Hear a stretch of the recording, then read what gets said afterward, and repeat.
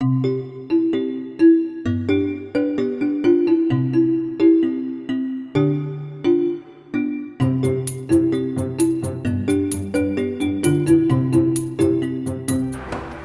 ready. It's like the first thing I did when I woke up was check my blood sugar, and it was 350.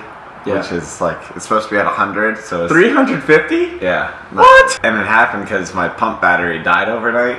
Imagine, okay, you have diabetes, but imagine if you also were a woman on top of that, or like a person of color on top of that, also had, you know, something else in your life on top of that. Like mine might just be identifying with diabetes, Yeah. where for her list is a lot longer. Yeah. And I think that's why it's really important to have conversations with a lot of different types of people. Something I'm really excited for this week is diving in and seeing the differences and how they affect people, but also seeing the similarities and the things that bring us together.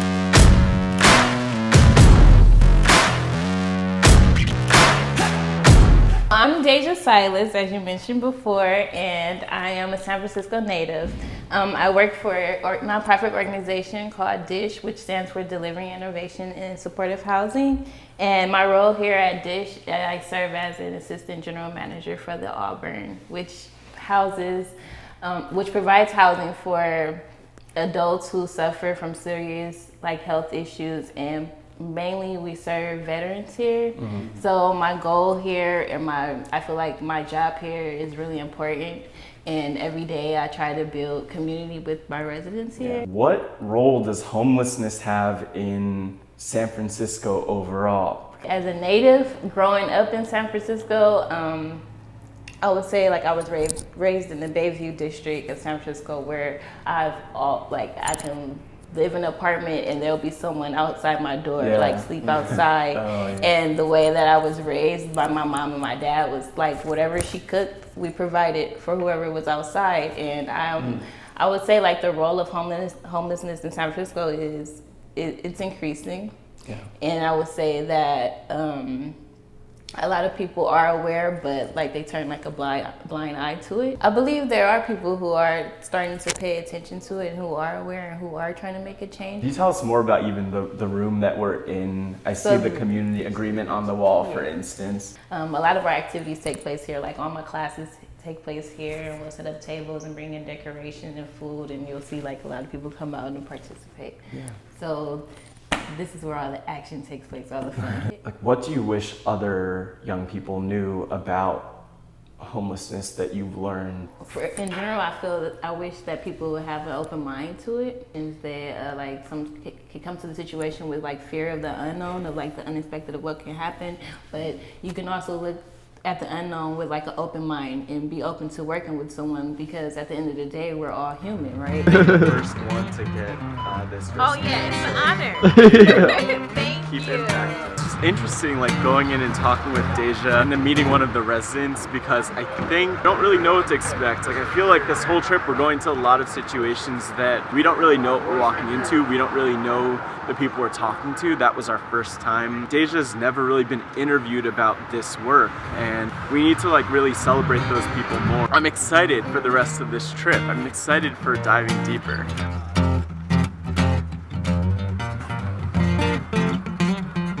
Where are we off to now, Matt?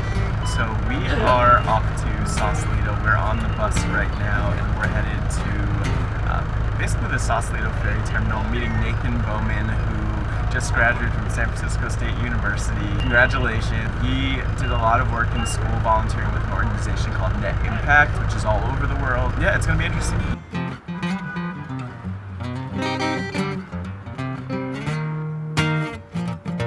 Off the bus here, and we got the Tesla. So clearly Sausalito is a different part of San Francisco. Super well off. This is on the other side of the Golden Gate Bridge. He said, I have seen the others, and I have discovered that this fight is not worth fighting. On the bus ride over, I was thinking a lot about what question should we be asking ourselves, and I think the question that I'm asking myself coming out of the talking with Deja is what impact does actually hearing those stories and interacting with someone who works in that situation actually have on us?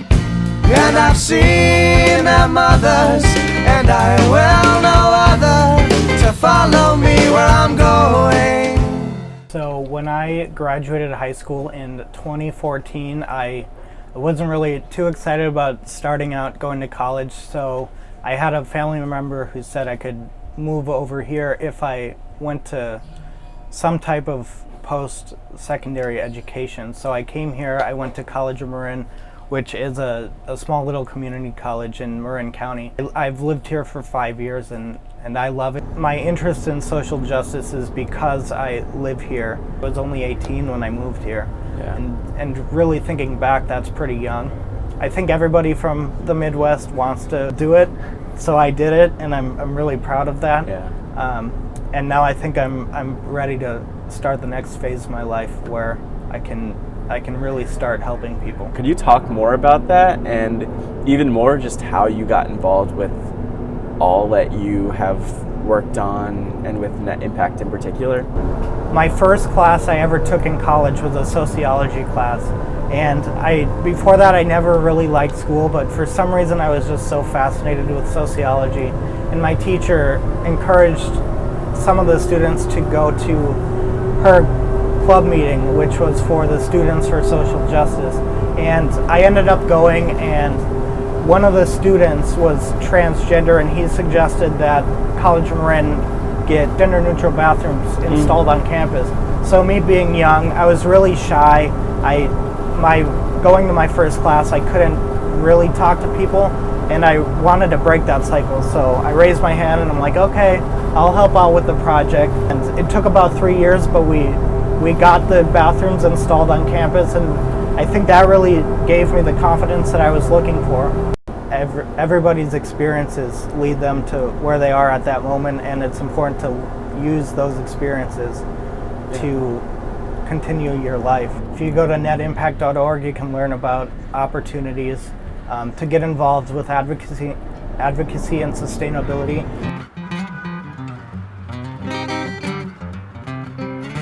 We are here with Nathan Bowman, Erik Douds, Mark Jackson, all three people who I have officially interviewed for 108 Degrees of Impact. So my background is actually in physics. For about 15 years, I did academic research in something called string theory, which is a quantum theory of gravity. Like, how does science overlap with impacts? The great thing about science and technology is that it determines what you can do, what tools you have at your disposal. And so I think there's a lot of overlap in that sense. With quantum computers, the hope is that we could design personalized medicine for people, because often medicine is effective for one person, but it's ineffective or even harmful for someone else. Mm-hmm. And so we could design medicines for people to treat some condition and minimize the side effects. Yeah. Wow. And another hope is that we could design better materials so that they would be more energy efficient or less polluting. Technology it's both good and bad. So as I mentioned, it gives you tools, but it's up to you to decide which tools you use. But often our ability to create technology is faster than our ability to use it responsibly. How do you think we could get more people in the room? And in a sense, we were talking about equity more on the boat ride over, like how we could get more people into these conversations, like whether that's based on gender or race. We're four men, 3 white men here, and I feel like it's how do we diversify the conversation and dialogue overall? Right. Well, to start out, when thinking about intersectionality when it comes to tech in Silicon Valley, I mean, it's really white, I suppose you could say. So making sure that there's more people of color or women or gender non-conforming people in that industry is really important to not only create better technology, but to make a more diverse world. Fantastic, I loved it. Yeah, I loved it too. All right, so we are now in more of a medical setting. So we're surrounded by hospitals here and going to D-Rev. And why I personally find this really fascinating is because living with type 1 diabetes, my life is directly impacted by design that comes out of the scientific world, out of the medical world, in terms of hardware, but then also the software in terms of how users implement that in their daily lives.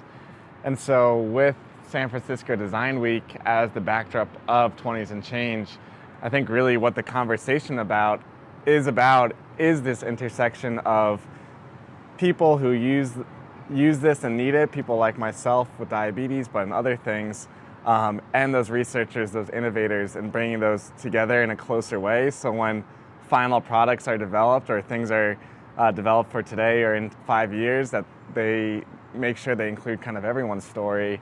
So there's a lot more like win-win situations.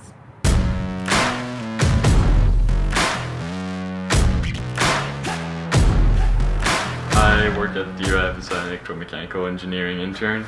So if you want, let's just follow me and see what D-Rev is about. This is the first product by D-Rev. It's Brilliance. It's a UV light to treat jaundice for premature babies, and it's what's had the most impact at D-Rev. So Tristan, I'm from Montreal, Quebec, and I'm here at D-Rev as an Autodesk electromechanical engineering intern. And so what D-Rev does is it's a nonprofit. It's a small nonprofit in San Francisco, and we're doing sort of accessible, easy to use, and low-cost medical devices for developing countries. I'd love to hear more about you and your story. Okay, so my dad's an engineer, so I think that's like a major contributor to how I'm sort of more technical. I used to watch how it's made with my dad, and so then at one point I heard about Arduinos, which is like this, you probably heard of it, it's like this microcontroller sort of open source platform. And then you start, looking at projects on YouTube, and then you see that there are channels that are just dedicated to those things, and you start to follow them. And I'd say it's mostly also looking at forums when you sort of have a problem, seeing how you can, how other people solve the problem, and building that you sort of build your experience. At least for me, I can speak for others, but like what's impressive is how much being one person you can have an impact on 600,000 babies. For me, like the main focus of the company right now is working on a smart CPAP device. CPAP stands for continuous positive air pressure. And so basically that is a device that can control a flow of air very precisely.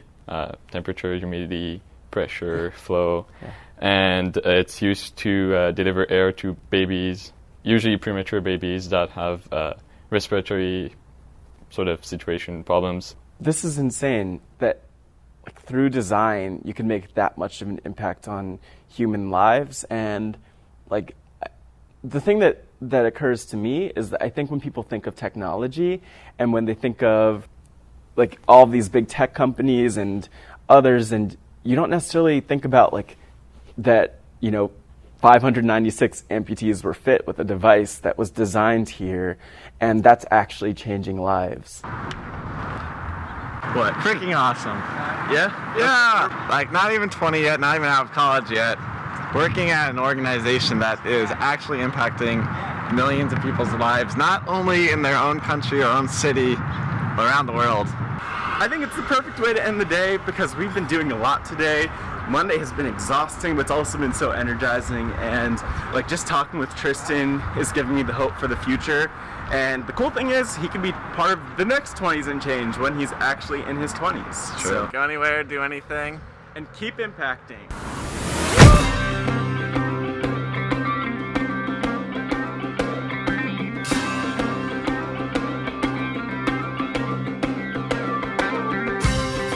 Like one thing that is crazy about 108 Degrees of Impact is that when I'm interviewing people, there's always this positive vibe and this positive warm feeling after between us. Like we've known each other for years or something, because we stop and like it's sitting and talking and having a deeper conversation. I think this whole week will be a bunch of examples of that. Let's go this way.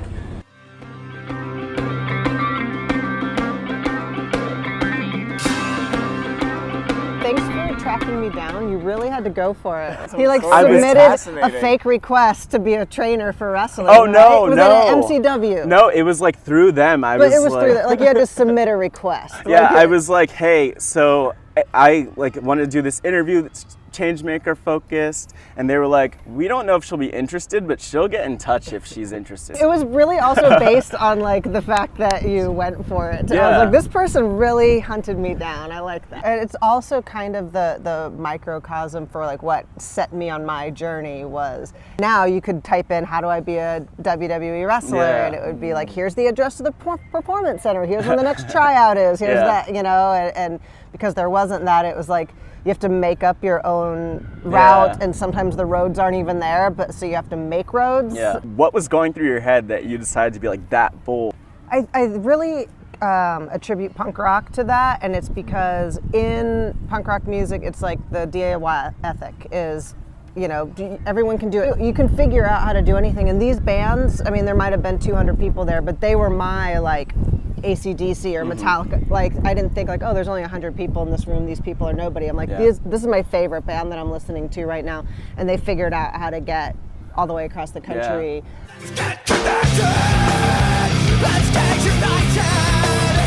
Let's find a way out. In 2002, I broke my neck. I was dropped on my head by a stunt person, and it sucked. But fortunately, like, I'm walking, and I was able to return to the ring, and it could have been a lot worse. But I always say that moment I had before, what I had is like, I said that killed my invincibility. And then when that happened, I was like, whoa, like, sometimes you get smacked in the face, you know?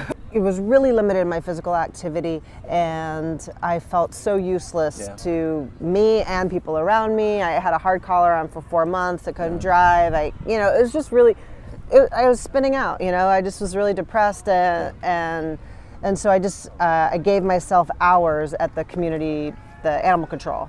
So, because I was like, if I didn't have somewhere to be, I was just gonna lay around all day, or, you know, while my physical activity was limited, I still, there's stuff I could do. I just wasn't doing that because I was depressed. So I gave myself hours there, and I would just go clean cages, and so it was therapeutic to me. I remember my friends were joking, my friends who became my friends working at the shelter there, they're like, you'd have to get like waist deep into the kennel because I could have had to like bend like this because of my like hard collar. But just having a job and feeling useful and like helping those animals there helped me out of my depression and just giving me a schedule. And then so from there, I was able to do some advocacy work and get some laws passed in the local community where I was working. It did make me think, all right, when I feel like this chapter is done, what do I want to do? And it's because it's really hard. We have no off season, and even on your days off, a lot of times you're doing promotion and traveling. It kind of forced me to pause and go, okay, great. Keep focusing on your wrestling career, but know that there is going to come a time after, and there is life and meaning outside of this bubble that you're living in, which is a really cool bubble, but like, you know, branch out and start thinking about that. My character and the things I was doing in front of the camera were different than the way women had been portrayed before. Now, actually, I just did a new T-shirt, and that's the other thing I saw. I did so 100% of the proceeds are going to reproductive rights for women in the trenches in Alabama and Georgia specifically, where they're dealing obviously with insane laws right now. People ask if I was in gymnastics and stuff, and I always say, like, I'm not even that great of an athlete. I just kind of have balls, so I just would like throw myself and cross my fingers and hold my breath and hope for the best, as opposed.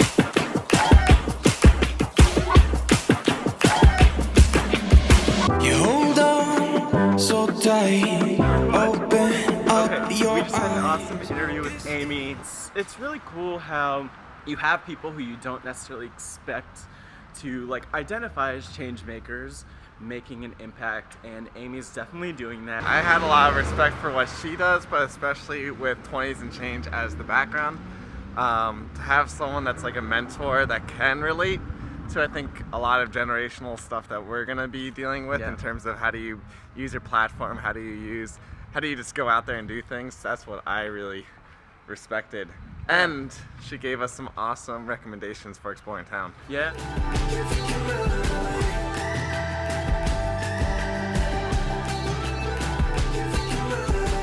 Sometimes you can't see how good it is to be And at the time, I was going around and putting awareness stickers on things. Well, it looks like they removed everything. But I have definitely ran around this park with a bunch of type 1s. We are in Oakland right now, and when I told my mom that we were in Oakland, she kind of winced because Oakland has a pretty spotted history when it comes to police violence and crime and so on and so forth. So it should be really interesting to talk with the Black Female Project. We can run away. Yeah, we can run away. This is a really special round table, which I always love a good round table from a country who's been back. Definitely the person to start with would be Precious, who is a former 180 degrees in the past in the US from almost exactly a year ago. Well, I mean, thank you everybody for being here. This is Eastern 11 Special Studios. And my name is Precious Douds, and I work with Black Female Project, working with the Black women. We're the most reliable, dependable, democratic constituency. We elect people, and yet people feel most comfortable using us as the wheel of the and as a leader. We all make us feel good to be the person who's about the market. But I really feel like racial and social justice has become another person's calling card to action when it comes to politics. Much more obvious and in your face now. I think that the new social media and internet, like it's not, it used to be more anecdotal where we do like, you go, for me that's much older, like I'd go to my grandmother and be like, you know what they did to Germany, or you know what happened to them in California, they thought they were going to get a better job, and then it was just like you knew about your own family, and now it's like, hey, this is everybody.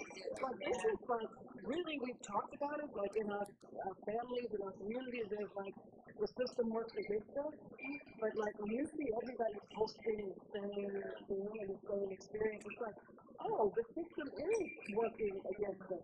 And I think it's just more and more blatant and harder to escape. The racial wealth gap is driving a lot of people's anger, but also like giving it all. Like, you're not going to be brilliant on your own. But the home is back. And so the infrastructure of the country for free later, and we're not invested in. All right, we raised it out of school. My father didn't know. How did that transition and manifest? Absolutely. How do we ever play catch up with the wealth that I've generated for years? And never change. And we have physical manifestations of our stress. Our preterm birth, into mortality, maternal mortality, and person who has baby somewhere. So all of these things come back to stress, which is, something new that doctors are identifying as having an impact on your health.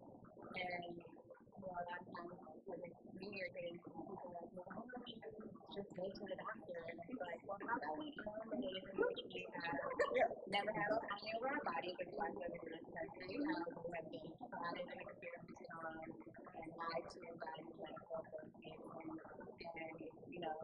going back to these backboard stories, kitchen table stories, you know what they did, you know what they did. And a lot of places are honest, I'm sure we will never know about it. But that's exactly one reason why I wanted to become a doctor myself. Yes. Because of all the stigma from my grandmother, my father, my own mom, and my mom was disabled, so we stayed at the doctor. She had sickle cell anemia. And so she, even though she was always constantly in the doctor, in ICUs, in ERs, and everywhere in the hospital, she still had that and held the stigma of they trying to kill me. Yeah. So it's interesting, like she'll be in the hospital every month, but it didn't matter.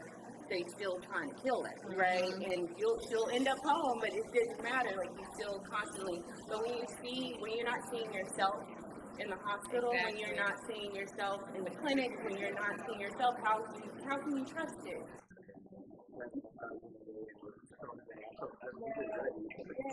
I was thinking about those things that have already been shared, and just thinking a lot about the other thing that I'm seeing is this whole breaking down of isolation. So people are actually telling their stories and talking about it, and what's happening in the household isn't necessarily staying in that household, but how that can be used for a benefit and not a detriment in a lot of ways. There was something else that I was thinking of. Oh, having the right title. So being called into spaces according to what your title is, and sometimes being negated if you don't have that experience. So for young Black people, it sometimes goes that people who are in the spaces that we're trying to get into don't see us as being valuable based on what your job title says. We need to have a lived experience, and I think that's something for young people. Right? But speaking of truth and storytelling, I think that what like having all these police killings, shootings on social media has really desensitized. Well, not just desensitized, but I was going to say has helped us really just think of things in historical terms, because the person who won the war is the one who's telling the story, right? And so if we're looking at through a historic framework of policing in the United States and the narrative that they have shaped around right and wrong, good and bad police encounters, and that's just been disrupted and exploded by capturing it on social media. Now it's like, well, what is true that I'm being taught? One thing is around walking into the room and not having to care, not having the responsibility to care about what anyone else is saying, but only what one person is holding. That is a luxury, a beautiful luxury. I could choose to be that way, but I wouldn't be as effective. And I wouldn't be a great convener of conversation if that were the case. And so there's a lot people are missing. And when I first started doing my own research, I thought, you know what, I can't talk to anybody who doesn't know any history before 1400 because they only see me through this lens. True. We can't go there. Yes. They don't know anything about the world. And that limits their ability to see me clearly. Yes. And so we can't even be in conversation. So I think historical context, to your point, is critical because everything makes sense. Yeah. But when I walk in, like it just happened yesterday, and I'm oblivious to what happened before I got here, the ignorance is pervasive. It actually is not acceptable. And so I would say that people have a responsibility to be whole, and that means we have to actually understand who's at the table, first by knowing ourselves. And so that keeps resonating for me. What I need people to do is stop asking Black women to do so much. And I mean quite literally. So we hear the stories, right? If any of you left your jobs today, it would take 3 people to fill your jobs. We know that. That's not okay. No, it's not. So I need people to stop coming to Black women for solutions. Figure the shit out. You freaking run.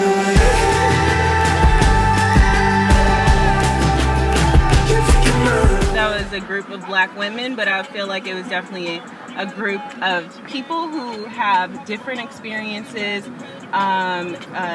different level of perspectives, and who just walk through life differently. I think that's very important to be able to understand that we are also we're individuals.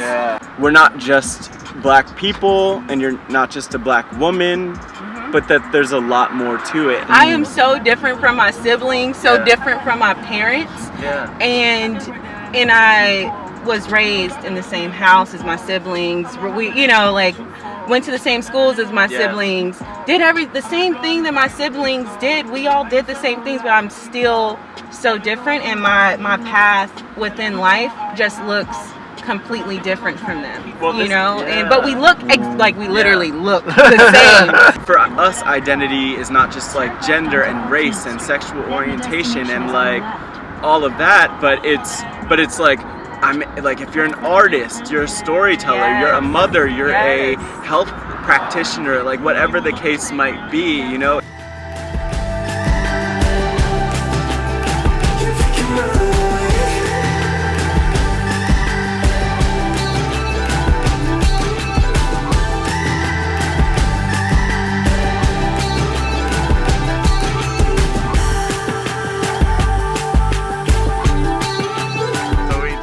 Out of what could be like the epilogue of the Black Female Project? Yes. An intimate conversation is really how I'd bill it. We didn't record anything.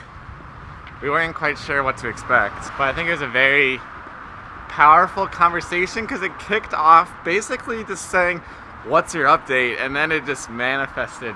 We talked with the Black Female Project, and a lot of what we talked about in the recording was about the Black woman's experience, but in this group we talked about entrepreneurship, we talked about pride and identity, and I think it's really interesting to see what elements of identity people latch onto and feel most comfortable with, and it's making me think too just a lot about like my identity. Yeah, there's a lot to think about. There's always a lot to think about, but keep thinking and keep impacting. Go anywhere, do anything.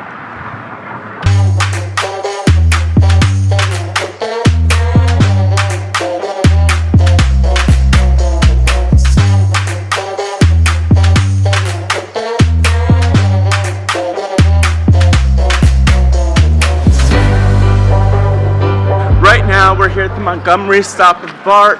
Today we're going to meet with people from Code 2040, and it should be interesting because it's a racial justice organization working to create equity in tech, and that's following on our conversation with Black Female Project, so it should be really interesting to see how we can continue the conversation, focus on solutions, and see how they, in particular a team member by the name of Naomi, are making an impact.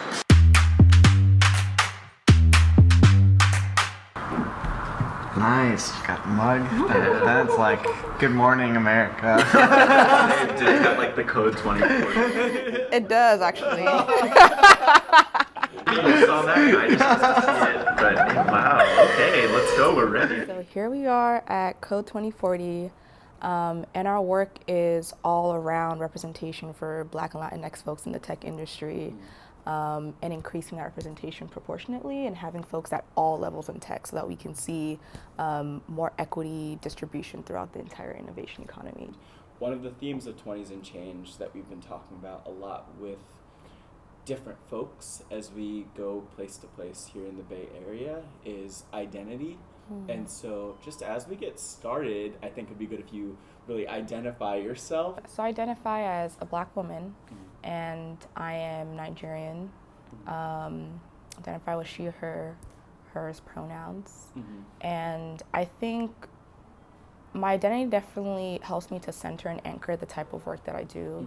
Something that's also really important is thinking about how that maps onto other people's experiences and what that means for taking different viewpoints like into I guess like into like your thought processing, because I think a lot of times people think when you're centering a particular group in a lens, it means you're excluding others, but that actually is not true, because there's a whole holistic aspect to that. So it's like there's still like the piece of what is intersectionality, like how do we bring everybody into this conversation. And it's like without perspective, it's you don't really have anything, because when we talk about impact and we talk about change, it's all about understanding the world around you, and you cannot do that with only one perspective. Right. That is impossible. Like storytelling and relations and relationships is data, and that data and research doesn't have to be documented in the way that we're used to seeing it, which is actually like a very I think it's a very like normalized way, and it's a way that's very much steeped in like white supremacy to think that for research to be valid, it has to be sterile, and it has to be perfect, and it has to be written down and documented, and it has to be dense, and no one can understand it unless you're an academic, which is just ridiculous. And I think there's just a lot of beauty in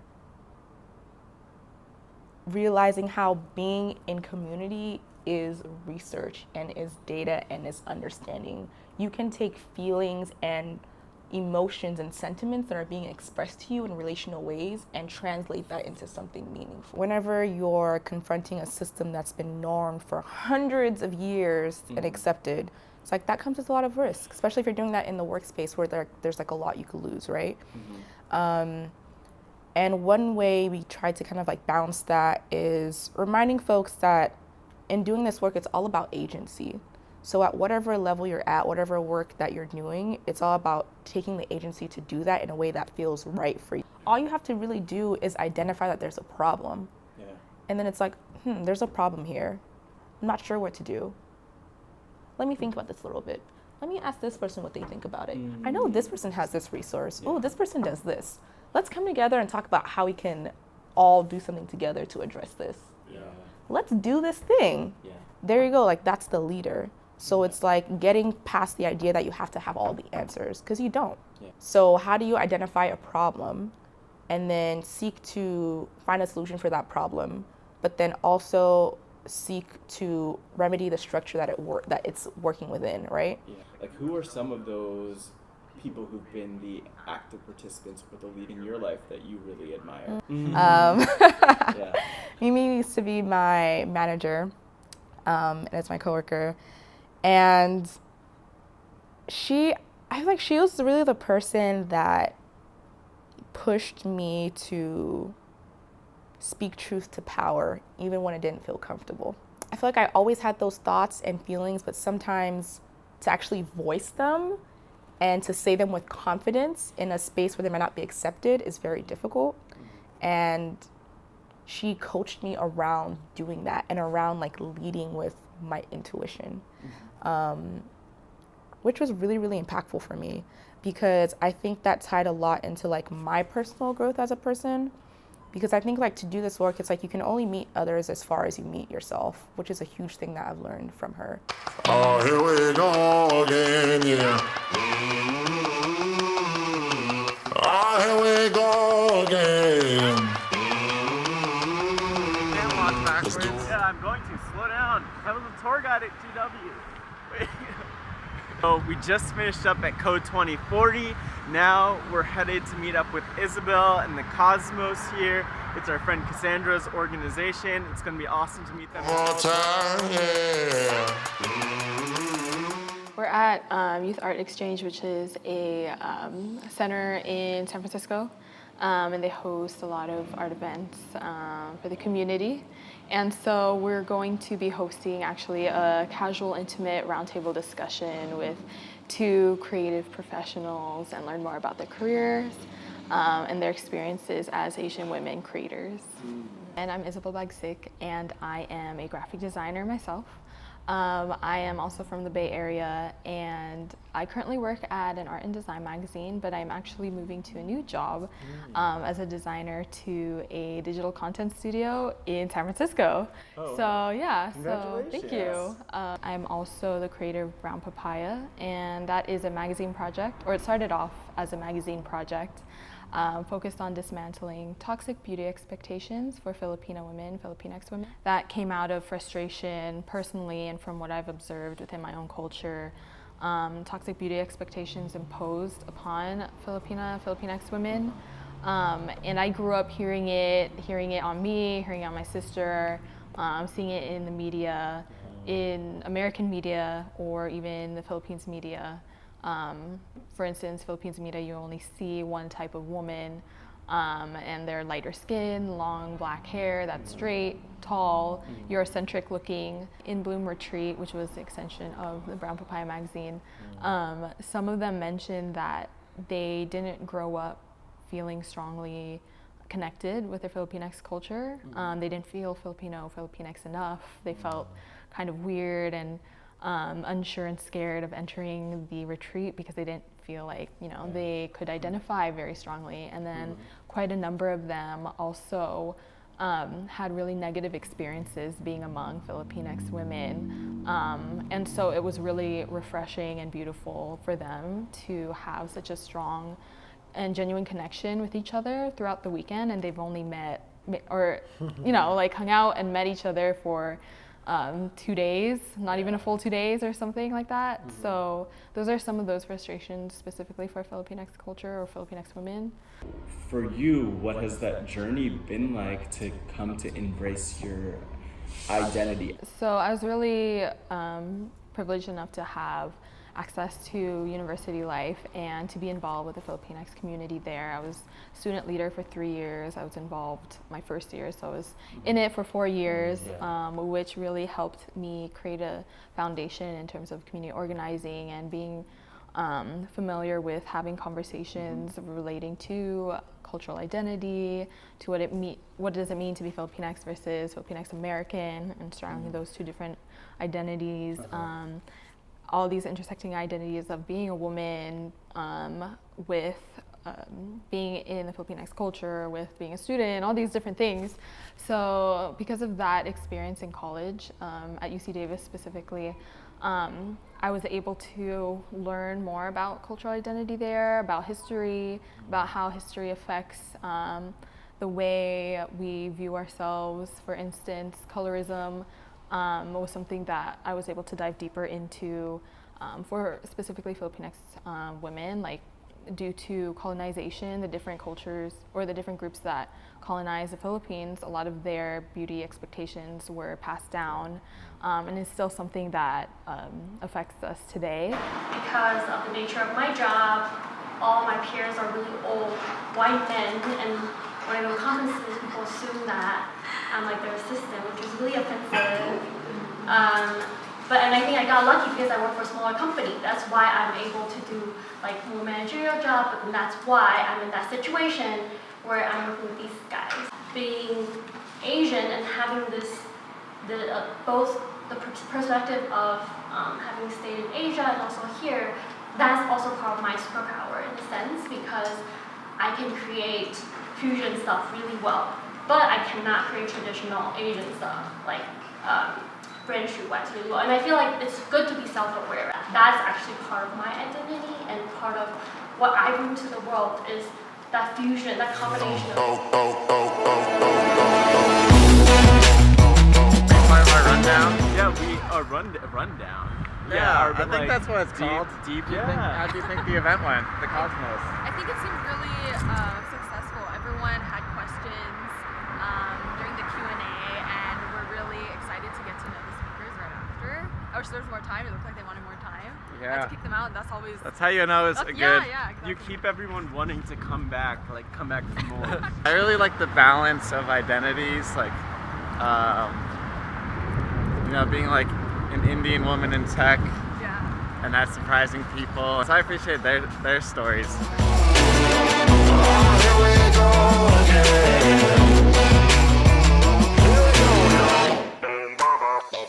Conversations that we have over the next few days, I think it will go to show the other side when people are out and proud and feel comfortable and not in any way harmed, but really surrounding themselves with people who will ensure that they are uplifted.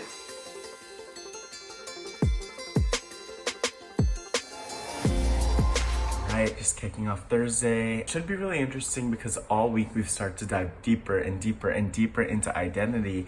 And I think now is the point where we start to kind of transition into what does that look like in these settings, like the community foundations, like the eBays of the world, because we as people who carry one or more identities that are often not in the norm or that are often othered have to figure out how we navigate these spaces. Hey girl, she gotta do it with a purpose. And Madonna by the mirror, man, I heard that she a virgin. Sheesh.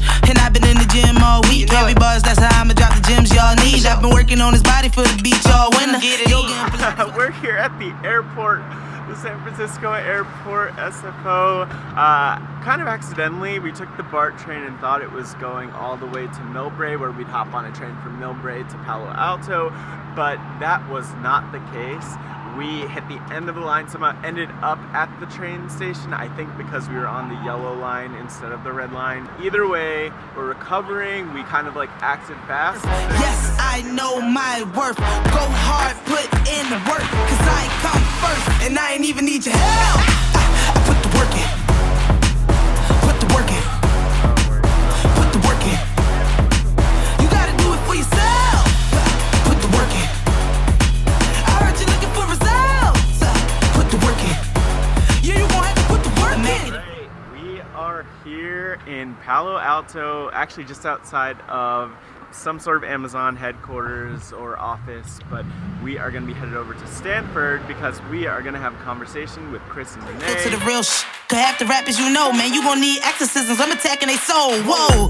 Thanks for joining us here. Chris, could you introduce yourself for Sure. those who for whatever reason, I don't know what they were thinking, but missed your interview for 180 Degrees of Impact? Well, yeah. I mean, so I've worked in CSR for roughly 10 years. I've led CSR departments at 3 companies, SC Johnson, HP, and eBay. And it's an amazing space. It's a space that's really changed in that decade. I think it's become much more outward looking. I've lived here for about 3 years now, and before I was in LA, I kind of had a very wandering career path. It's a very long story of my upbringing, but right now I work as a corporate social responsibility manager at the Silicon Valley Community Foundation. I never went to school, so I was technically homeschooled. I was raised very conservative, so no TV, no radio, no movies. So I was taught that girls were not supposed to go to college, that you were just supposed to get married, you were supposed to stay home, have babies, and then homeschool them. It was like the 1950s, basically, all over again. I had just read a book called Kisses from Katie, or Kisses by Katie. This is about this girl in Nashville, where we were living at the time, who goes to Uganda and starts this nonprofit school for a bunch of kids. And I was fascinated. I just did a Google search for orphanage, Uganda, but flights were cheaper to Kenya, so I ended up finding this school, this like NGO school in Kenya. I just emailed them and I said, hey, can I come volunteer with you? They said, sure. And so I got a flight to Kenya. So anyway, I came back to the US. I ended up working with that NGO for close to 2 years. On the side, I was like, okay, I'm definitely going to go have a career. So I went back to school, and was working on my MBA. I was working full time, and then I was working with the school to be able to provide more for the students, which is a lot of fun. And that's when I realized, like, oh, this is what I want to do. Mm-hmm. Like, I really enjoyed this, but I was also in business school. So how can you combine business with nonprofits? Mm-hmm. And I didn't know about corporate social responsibility. Yeah. So I just created a website and decided to start writing about it. It let me identify by writing about it like what I was really interested in, and then it also provided plenty of networking opportunities. I got to learn from the experts, so I was like, what companies do I really admire? Oh, Ben & Jerry's. Okay, I'll see if I can interview the CEO of Ben & Jerry's. I'm actually really interested in hearing more about what your vision is for how our world, and maybe more specifically like Silicon Valley, could be better when it comes to those issues that you address. As you know, we have tech companies that are largely run by a very small segment of society. It's not very diverse, and so the products they create tend to not be diverse. It's a challenge because you've got this whole pipeline from third grade girls. There are studies that show that around third grade, before that, girls and boys are equally interested in like math and science. And then something happens around there where that age where girls are taught like science and math and tech, that's for boys and it's not for girls. and so like we need the curriculum to change. The other thing is work needs to be done for the leaders of these companies to recognize the value of diversity. Mm-hmm. I mean, I think they're reporting, they're putting in place chief diversity officers, and they're trying to be more transparent. But I haven't seen a company come out and actually say that being diverse is a source of strength, which I think it is. Diverse in terms of gender, in terms of ethnic background. I mean, that's international. I mean, if you're a global company, having people in your company in positions of authority who represent the global constituency is going to prevent your company from making mistakes. You know, I mean, thinking about like Facebook and some of the things that have happened with social media, to harm at-risk populations in different countries. I mean, that wouldn't be quite so prevalent if they had a clearer view of what's going on in those countries. So I think diversity really is a source of strength, and we need to do more to advocate that.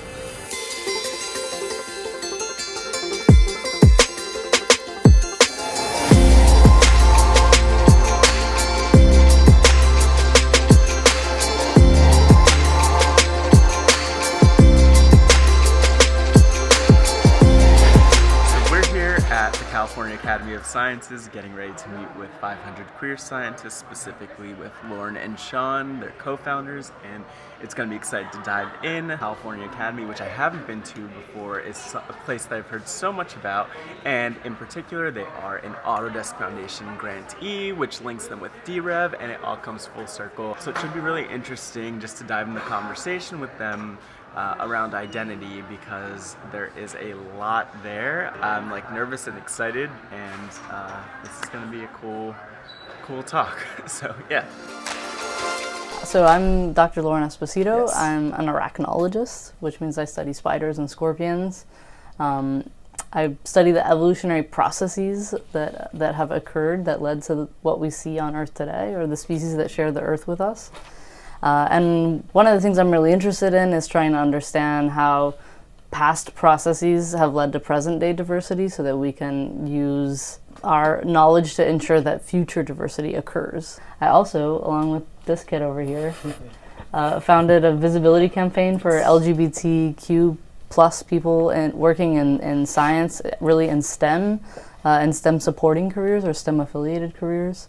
And what it's about is just like a celebration of what people contribute from the LGBT community to the STEM fields, and we both kind of felt like that's an aspect of your identity that's often kept hidden. Yeah. And we launched this campaign to allow people to live their full selves with both their LGBT identity and their identity as a scientist. Yeah, I work, I have a few different hats here at the museum, along with the 500 Queer Scientists. Helped founded that last year. But I work in the botany department as a scientific illustrator. There's a long-standing concept that you should only bring your science to work. And I think that works really great if you belong to the historic majority in science. Right. But if you don't belong to the historic majority, if you aren't in a position where you are financially stable, your spouse can stay at home taking care of your children, you can just come to work and do work every single day, then it makes it really hard not to bring your personal life to work. And so I think that visibility campaigns like 500 Queer Scientists really allow people to understand that they have a place in science and that it is okay to bring that identity with you to work. And that makes for I think, a healthier, like, mental state as a worker, like to be able to come to work and know that you can bring your whole self when you show up for the job and that you're valued because of it. Using Instagram to talk about what it's like to be a scientist, what it's like to be an artist, what it's like to be a queer person in the sciences, but also being very vulnerable with the struggles that go with each. Whether it's as an artist, people they expect you to work for free. As a scientist, they don't expect you to be emotional. As a queer person, they kind of, it depends on where that judgment may come from, whether it's inside the community or outside the community, what people might expect from you. And so it's been it is a privilege to be able to have that voice on social media and tell people like that imposter syndrome is a very real thing, like all the time. Like I struggle with it too. And so to be out and open about these struggles and what it's like to be an artist, scientist, queer person, and sharing that with the world and knowing that people that you're not alone. And so to have other aspects of your life, have other people identify with that is absolutely amazing. And it's it shows like the true power of social media. I work with a ton of people who are super like progressive and all, but like to come to the table as a B in the LGBTQ community, as the bisexual person, it's like that's not always, it's tough because you might be in an environment, and I think it's coming out of my mouth, so it feels bad to say that this is important to say, but just to say you could be in the most accepting environment, and yet there's still, like I was reading one of the statistics earlier around like 70% of people who are out in the workplace are afraid of facing like discrimination or some sort of retribution like you were talking about, Lauren. And so I just think it's important for people who aren't even scientists. I think it's powerful that you're able to be an example that reaches other communities that aren't the science community. From the time that I started my graduate studies up until the time I got a job here, like a lot happened in this country that I think started shifting attitudes quite a bit. Like when I started graduate school, like gay marriage was still illegal in all 50 states. And by the time I was doing my first postdoc, like by the time I'd finished my postdoc, like gay marriage was legal, right? Like in all 50 states. Yeah. So that was like, I think it was like a really important period in the country so that I don't know that it was necessarily like as a community working in science, working in STEM, anything happened, but like socially as a country, we became more progressive with LGBTQ issues, and that allowed people to be more comfortable being out and open at work. I think I suspect that probably played a really big role in it.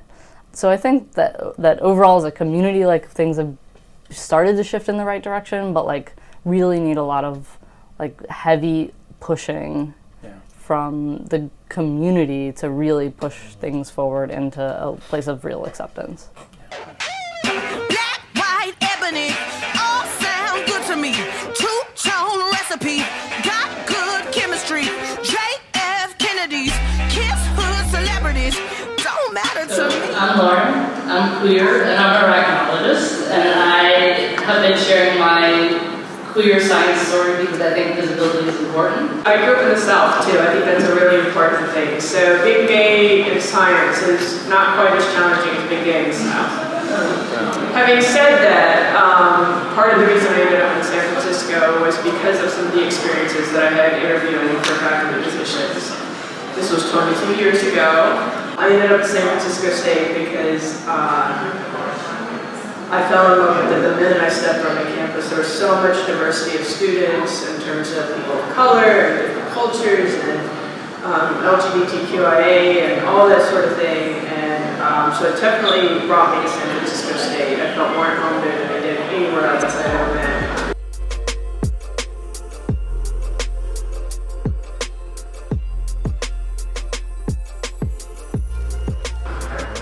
Right now we're in Daly City. We're on our way to Clara Foods, which is in South San Francisco. A little bit of a hike away, but we're gonna get there. We're gonna meet Arturo Elizondo, and it's gonna be awesome to talk with him because I actually met him about 7 or 8 years ago while we were both interning at different positions in Washington, D.C. So this is actually the first time we're seeing each other since then. It should be interesting to catch up, see what he's working on, because now he's the CEO and co-founder of Clara Foods. So let's go.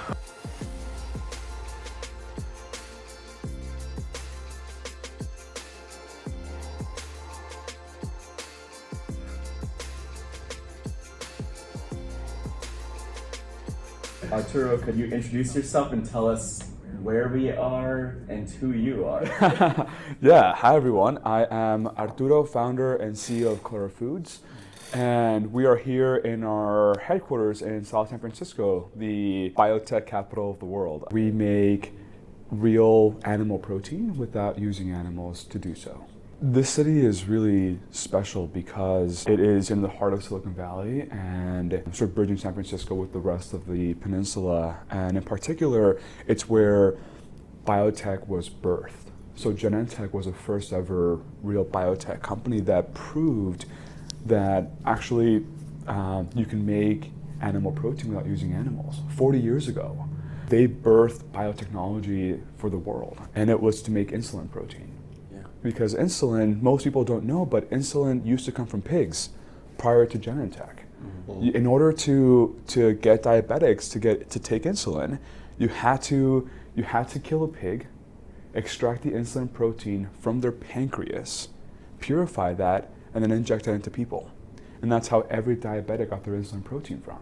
Wow. And then Genentech discovered that microorganisms can also produce protein. And so what they did is that they designed microbes to be able to produce the same exact protein that the pig makes. And so instead of using over 50,000 pigs to make 1 kilo of insulin, you could use a fermenter and grow bacteria and therefore produce that protein. And so now every diabetic, or around 98 to 99% of insulin produced in the world today, is made using fermentation instead of animals. And now it's a lot safer, it's kosher, halal, vegan. Right. Most people don't know about that story, but it's really cool to see how, companies like Genentech started off this sector, and now how we're using very similar technologies and approaches to help transform our food system. I was born in Laredo, Texas, right on the border with Mexico. I grew up in a community that was very homogenous, very Mexican, American, very Catholic, very socially conservative, but also very warm and safe. And I carry that with me. I grew up eating meat every single day for every single meal, barbecues every Sunday, and food has been such a huge part of my life and a huge part of my culture, as it is with most people, right? Is that food is something that you can identify with so much, and that brings people together, and I really love that. I also never questioned where my food came from. In high school, I saw this video on YouTube of a factory farm that someone had posted on Facebook, and it blew my mind. It was like the first time that I was confronted with the choices that I was making, and I couldn't believe that that's where my food was coming from. That sort of spurred a desire to learn more about the food system in a much deeper way. I was very privileged, very lucky to be born in the US, to have access to opportunities, to have access to a really great education. And I knew that, had I been born a few miles south of the border, my life would have been very different. Right. And I grew up, crossing the border on a regular basis and seeing what that was like. And it instilled in me sort of a deep desire to use this life in a way that was going to make the world a little better than I found it. We are going to have to change our food system dramatically because there is not enough land or water on the planet to satiate this demand. Mm-hmm. And so the markets will have to adjust accordingly. And, I think that there's a lot of different ways that you can bring about change. For me, using business as a force for good felt just so true to who I was. Because, I grew up in Texas, and whenever anyone mentioned vegan food, it was disappointment. Right. If you were choosing to eat something vegan, it wasn't going to be as delicious, and it was going to be super expensive. I didn't want to accept that fact. Yeah. And I wanted to see if technology could really help us bridge that gap and think about how can you have the most delicious option and the most convenient option actually be the most the best one for you and the best for the planet.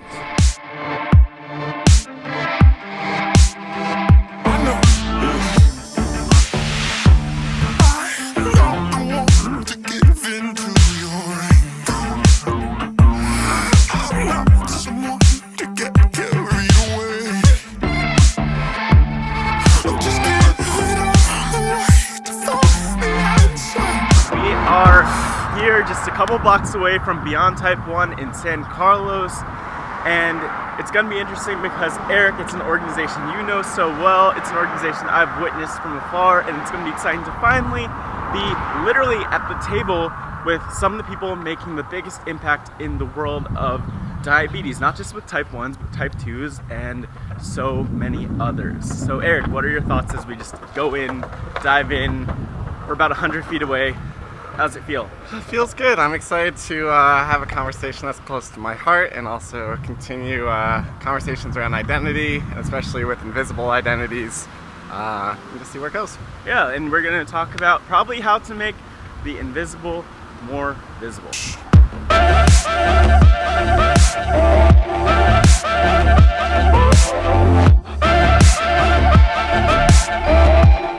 My name is Dana. I work at Beyond Type 1. I've been working in communications since I started. I started as a social media manager 3 years ago. I live with type 1 diabetes and have for almost 18 years. My dad is type 1 and has been for 50 years, and my mom's dad is type 1. I had this built-in community in my family growing up. A lot of people feel when they feel really isolated. I think I kind of dodged the isolation bullet, which is kind of amazing, and is a little bit of a superpower for having grown up with type 1, was never feeling super isolated and kind of always having someone to talk to, and just having somebody when you're like, hey, my blood sugar is really high and I feel terrible, and I'm also really frustrated because I don't know what I did, and this isn't my fault. And having someone who actually understands that kind of in your house is huge. I don't know. I think we went to support groups and didn't really feel like it spoke to us. Kind of did our own thing in our own little diabetes bubble of how diabetes works in our family because it happened to be really common. But then I went to school and moved out and was living on my own, and also was getting on social media, realizing I'm living for the first time without someone else in my house who has type 1, and that's less fun. But it was a little taste of oh, that's what it feels like, and I don't really like it. Yeah. And then I'm studying health communication, and then the diabetes online community was the obvious place that sort of came out of that when I was looking around online. not every type 1 meetup is right for you, and you have to find your community within the people who live with type 1, but everybody with type 1 understands something about other people with type 1 that everyone else doesn't, and that's cool and a like basis for a real relationship. Why do you think that community is so strong, other than there just being a need for that kind of connection? I mean, I think to like just bring it back to where you started Yeah. the question is like, I think it's because it like is also an identity, like it's related to your identity, although people would take various levels of like interest in that description, which is fine, and if people don't want to identify with it, that's okay too. But I think that there's a lot of people who recognize that if you do, there's a lot of power in that, that like seeing other people kind of embrace it and talk about it openly actually has a lot of positive benefits outside of just like friends. I remember living with type 1 for 5 years and almost only having the persona of like, I don't have this, because it's like, you can overcome this, you can do anything, you can go out there, and it's almost like diabetes is like suppressed a little bit. And now, and there's a lot of lessons like learning me like, I actually do have a disease that needs to get managed and has repercussions. And so now like with advocacy, I think it's a lot about like, how can we share and highlight stories or highlight lessons? So like what took me 10 years can take someone like 30 seconds or a year. And I think like Beyond Type 1 does a lot of that work. We are basically trying to put a stake in the ground and say we think that access to high quality modern insulin and diabetes supplies is like a basic human right in the United States. People don't know where to start. It's so complicated here.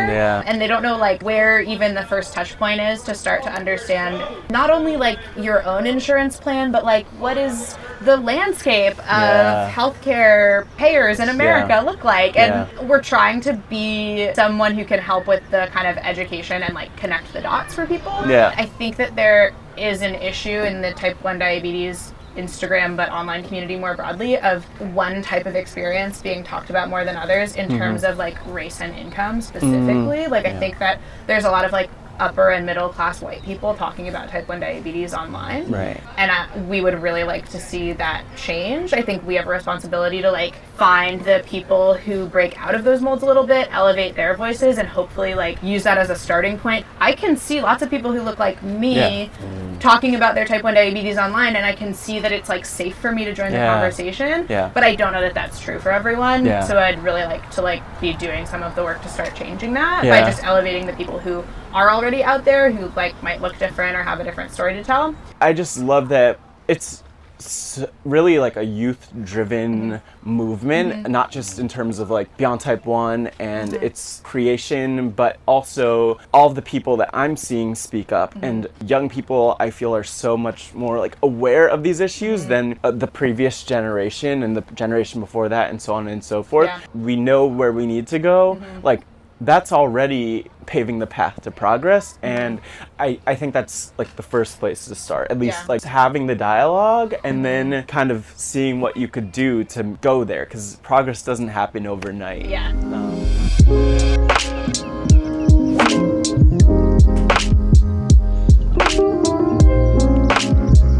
Hi everyone, I just wanted to make this live video today to talk a little bit about grief, loss, growth, and also self-compassion. Just by sharing my story for those who haven't heard it, my dad passed away March 8th, 2017 after a very short battle with a rare form of leukemia. And I was 24 at the time, I'm 27 now. And so it's been over 2 years. This was my third Father's Day without him. And you know, what I've learned in the process has been really interesting, because a lot of it has been through the Option B group and also through others in the grief community, including another organization, the Dinner Party. And through all those experiences, connecting with others, but also connecting with myself, I feel like there have been just those experiences that, sure, there are some that are positive, but also the negative ones. And I think just reflecting on that growth and the positivity, I feel like one beautiful thing in my life since losing my dad, Moses, has been like just developing more of an appreciation for the time I have. And sure, there's like some as I'm sure many of you could relate to, some paranoia around that, and you don't want to experience more loss and have that pain, and you want to live life to the fullest while you can, because we all know it's not guaranteed. I think the reason I'm making this video is to share that there are positives, there are negatives, and if there's one piece of advice I could give to anyone who's watching or anyone who is new and just joining the group, it is just to practice self-compassion and to be kind to yourself. Like, grief is a roller coaster experience, and I experienced that with losing my dad, but I know so many others who've had that same roller coaster where it's like one day you're up here and the next you're here. And I think while it's unpredictable and all over the place and doesn't have a specific process and specific steps, something you can do is manage how you react as best as possible. Manage how you react to the ups and downs. And so I'd say to practice self-compassion, take time when you can, connect with people who uplift you and make you feel better. So that's all I wanted to say. I hope that that was a message that somebody needed.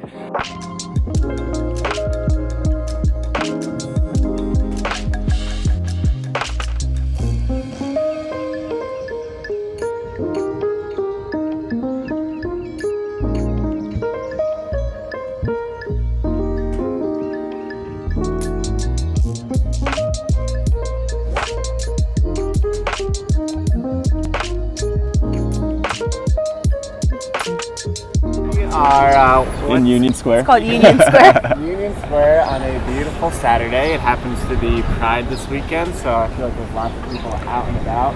We have kind of all the companies with their various flags out here, which is actually something really cool that you see in the Bay Area, just that support for the community.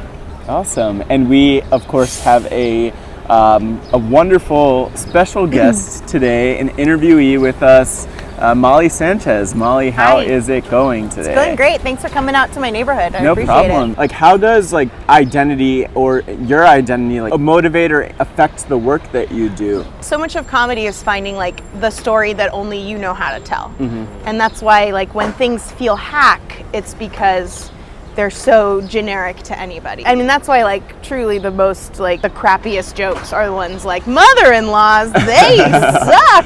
Women be shopping. It's like, because that could be anybody, and it's also kind of bygone ideas. Yeah. So much of my comedic journey is figuring out like what is my perspective. And so it's like, okay, what are things that make me me? Well, like I grew up really nerdy, very weird, and how do I talk about that? I grew up mixed race. How do I talk about that? I'm still not 100% sure how to do that. And I'm, I'm a woman. So those are all things that's like, that's what makes Molly Sanchez joke or comedy. It has like a little bit of all of those things. And the thing that becomes that hard there, and the thing that I think we see a lot of is, if you are a person of color, if you are a gay person, that has to be 100% what you write about. And you have to, there's kind of sometimes like a solemnity with that, but like that has to be your shtick. We have to have ways of expressing our identity that aren't like trauma related, and we don't have to be pigeonholed in that way. So we have to broaden what we're expecting from POC comedians and artists all around, because it doesn't just have to be trauma based, and it doesn't just have to be like bummer. No, It can be like, it's joy is part of our identity, and silliness is part of our identity as much as anything else. And I think white people have been allowed to have, the joy and the pain as part of their comedy for so long. Like, it's just time to let us be silly too. To look at identity is one thing, and then to look at it through a lens of comedy and joy is another thing. I'm just curious, like, what value you see or importance you see when it comes to humor and comedy as a tool to address some of these like actually meaningful issues. It's accessible in a very different way than literature or spoken word, and all of those are perfectly valid, awesome forms. But this is kind of hacky, but I feel like so many white people had never like listened to somebody speak in Spanglish for a long time until George Lopez, and he is like not without his issues, but like that is hugely important that he was this like mainstream comedian that was talking in Spanglish, that like used the term Chicano. Like I had never even heard that, and I am Chicana. Yeah. Like, I had no idea that was a thing until I listened to him. So it's so important to give more voices, more chances to do more things. Yeah. And comedy is a really palatable way to do that, I think. So I guess the advice to somebody who is starting out is like, ask for these things. Yeah. Like, if you notice you're seeing open mics with only white people and shows with only white people, raise your hand and say, why is this that way? Yeah.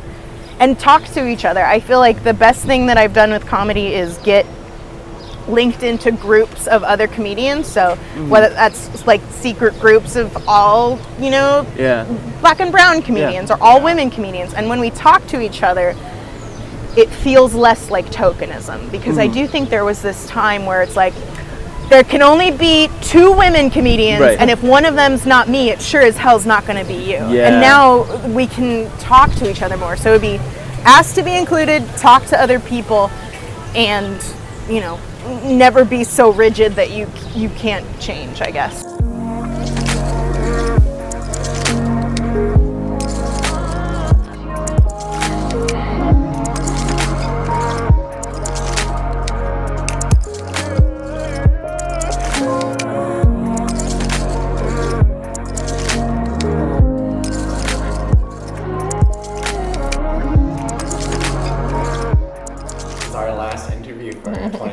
So thank you so much for taking the time.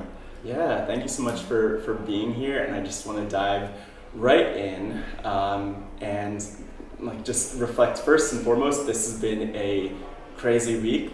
People have been asking us how many interviews it's been, so I just counted earlier today for the first time, but you are interviews number 20 and 21, so official distinction, lucky number 21. A twofer. Yeah. Right, I see. And okay. we're getting into the 20s. And the final hurrah. Yeah, the final hurrah. And so this is really special, and I would love if you could just start up by, I don't know, Chris or Sandy, by starting out, but if you could introduce yourselves for the 108 Degrees of Impact 20s and Change audience. Okay, well, since I'm number 20, I'll go first. Okay. So I am not actually literally 20. I'm just number 20 for the purposes of this podcast, because clearly I think I'm a few years beyond 20.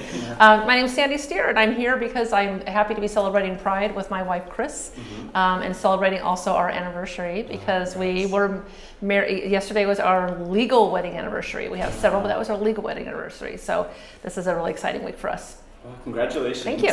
Yeah. And I'm Chris Perry, Sandy's wife, but more than that, obviously. We're the parents of 4 sons, 3 of whom are still in their 20s, 1 of whom is 30. And so we have a lot to say, and we have lots of thoughts about young adults and all of their potential and all the great opportunities before them, and some of the challenges too. So we're looking forward to talking to you not only with Pride as the background, but a presidential race and a number of other incredible opportunities for young people to make their mark on the future. I was feeling very nostalgic. We parked our car just across the street from the courthouse where the trial for Proposition 8 occurred. When I came back to the room a little bit ago, I said to Sandy, I parked right across the street from the courthouse. We went there so many times. It was right in our memories. But just over the top of that building is San Francisco City Hall, where we were married 6 years ago by Senator Harris, but where I interned when I was a graduate student at San Francisco State in the 80s. And I was really fortunate to intern. It was after Harvey Milk had been assassinated, of course, but there were others that had been elected to replace him and then replace them. And Phyllis Lyon and Del Martin were very active lesbian political figures in San Francisco at that time in my life. And I looked up to them as truly the pioneers around lesbian activism and lesbian politics, and proud to have their identity, be public. We're sitting here right now, only a few blocks from San Francisco City Hall and the Federal Building and the State Building, where people like Kamala Harris worked, where our trial occurred, where Harvey Milk worked, where Gavin Newsom and Mayor Ed Lee and so many others, Nancy Pelosi, have all been, making an impact on not only our lives, but our children's lives and so many others around not only San Francisco and California, but now I think around the country. And globally, I'm sure, even I hope so. Effect. Yeah. Yeah. Yeah. Sandy, where did your impact journey Well, I mean, certainly Proposition 8 certainly around my relationship with Chris, but I really think that our impact journeys start much before that. Like you come to have an opportunity like that you can seize, and we certainly seize that opportunity. But I've long since felt like every day is an impact opportunity. Just like on some level, every day is an interview for your next job, right? It really is. Or just the conversations you have around the dinner table that you have with your relatives, that you have with your children's friends, parents. Those things all make a difference in standing up for what you believe in. And so I feel like it's easy to feel that you aren't connected to something, but everyone's connected to everything. And so in fact, every day you have an opportunity to make a difference.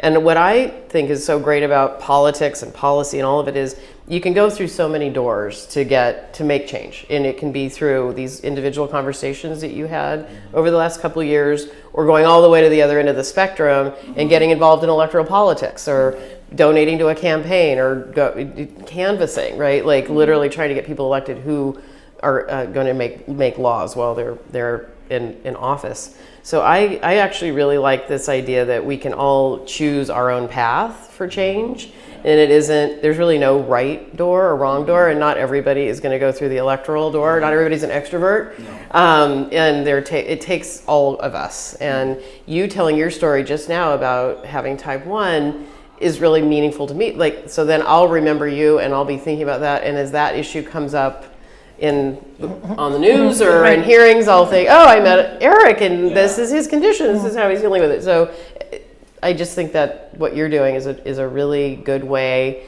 to counteract the impersonal nature of social media at times, and the extroverted sort of way that things are getting managed. Yeah, but it's also interesting when you talk about a social media group for type 1, which I wouldn't have thought about that, but of course that totally makes sense.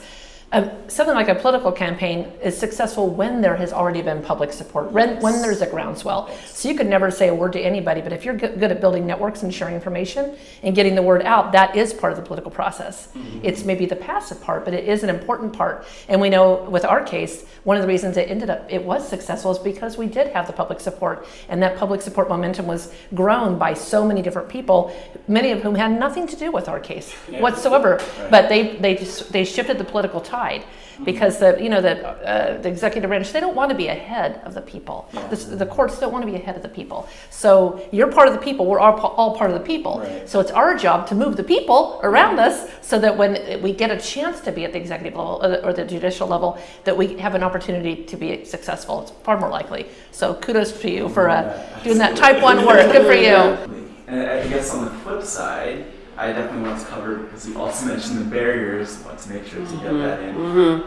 We have there's a lot facing our generation, including the environment and climate change, and addressing problems that were often, of course, passed down to us, but also problems we have an opportunity to address as probably the generation of the people, some of the people who will be taking on those challenges.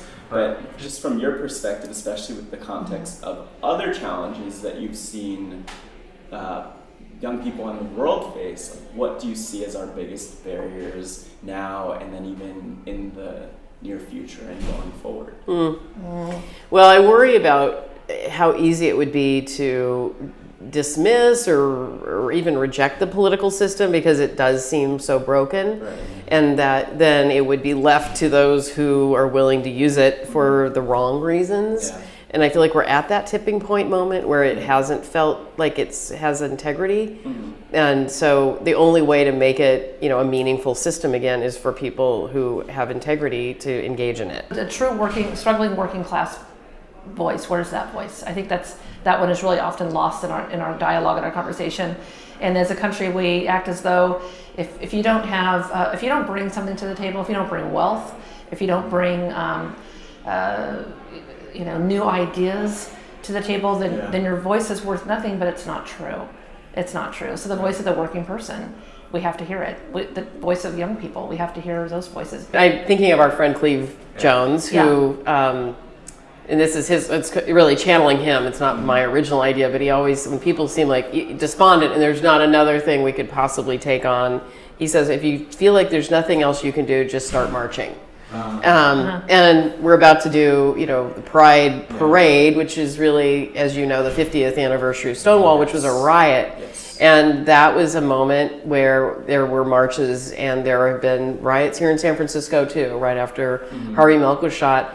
And there is a way in which getting up and just starting to move in whatever way that is, right? By you two doing this, or going to Pride with Spencer in Baltimore and holding the banner and just being present and showing up, I think is like the very first step into some journey that maybe you'll end up, you're ending up somewhere. I'm enjoying your generation so much, that the lack of materialistic behavior, like the way that you all are taking this all very seriously. Like you're taking the world and your role here is very seriously. And then maybe you have to take yourself seriously too, but I really appreciate the sort of lack of trappings, like this lack of fixation on houses and cars and all of that, and much more an idea of like, well, I'm here and I need to make a contribution in some way. What are my talents? What's my superpower? How am I going to channel that for good? And I really, so I think that comes across maybe sometimes like, I'm here doing this versus, wait a minute, you're super engaged and you're at the beginning of your life, your adult life.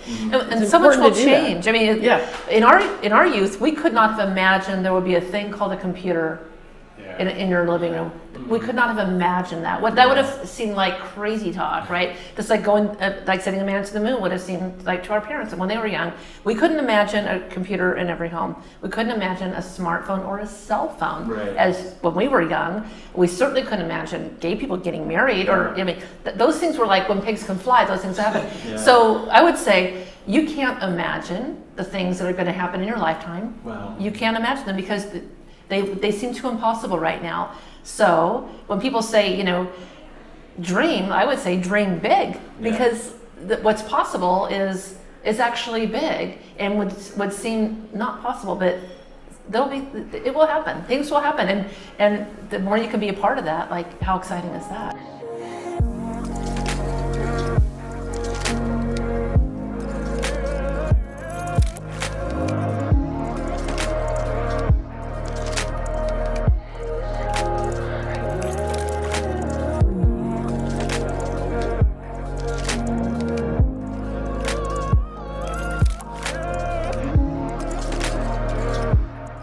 Alright, Matt. Last interview. What happened? 20s and change. Chris Perry and Sandy Steer.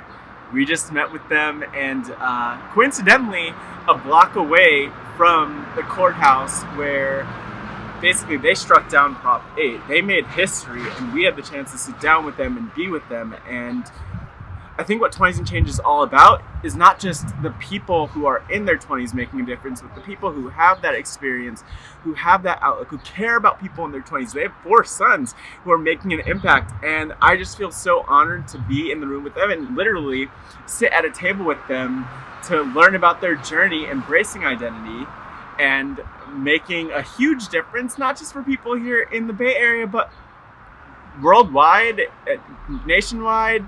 Yeah. It's a lot, and I think the more I think about it, it'll probably bring more of a tear to my eye, because it is so powerful. But this is an insane journey.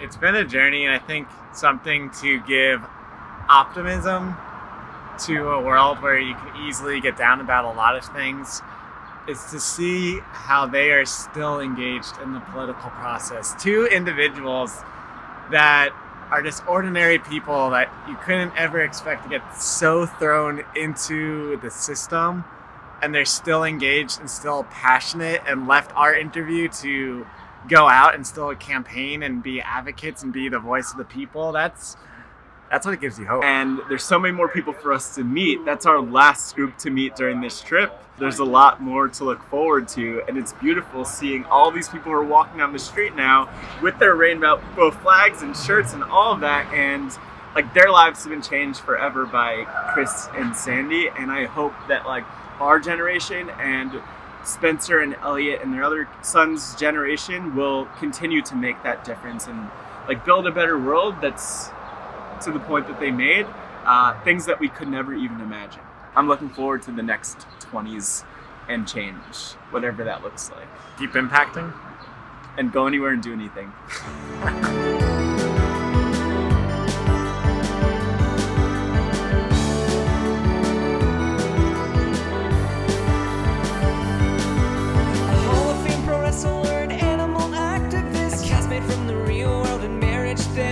A married gay couple, the plaintiffs in Proposition 8. Crystal Bree, the former head of global impact at eBay. NASA astronaut and one of the only women in space. Founder of Globe Chain, the biggest reuse marketplace. Property manager for veterans having health issues. These are just a few of the people that we've interviewed. Emmy Award-winning former White House correspondent Annalisa Vandenberg, founder of Miles of Portraits. A survivor runner-up and the founder of two nonprofits. Precious J. Stroud, she created the Black Female Project. Best-selling author and two-time cancer survivor. Creator of Brown Papaya magazine and graphic designer. Researcher at Co 2040 nonprofit social justice. And the co-founders of 500